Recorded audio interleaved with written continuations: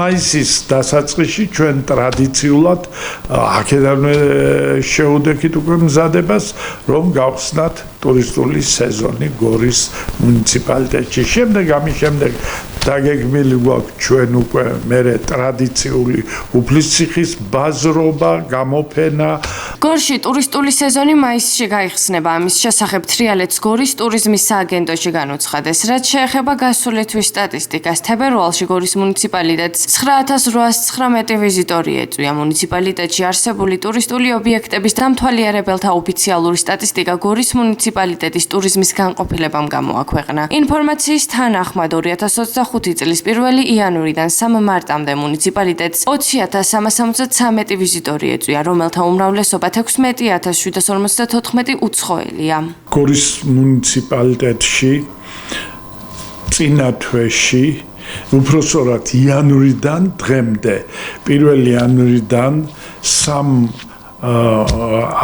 მარტამდე შემოვიდა 20373 ვიზიტორი და ტურისტი და მათ შორის 16754 უცხოელი ტურისტი.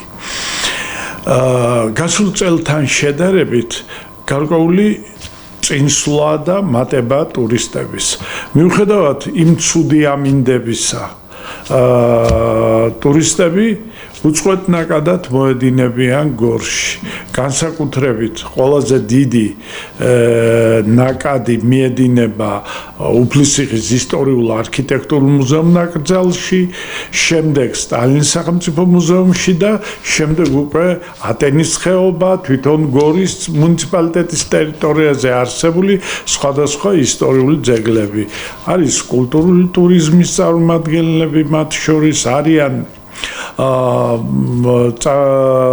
აგროტურიზმის მსურველები, რომლებიც სოფლებში და ღვინის მარნებს სტუმრობენ.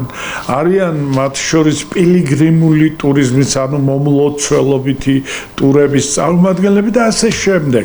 მრავალფეროვანია ტურიზმი და მრავალფეროვანი ტურისტებიც ყავს. მსოფლიოს თითქმის ყველა კუთხიდან მოედინებიან ჩვენთან ტურისტები.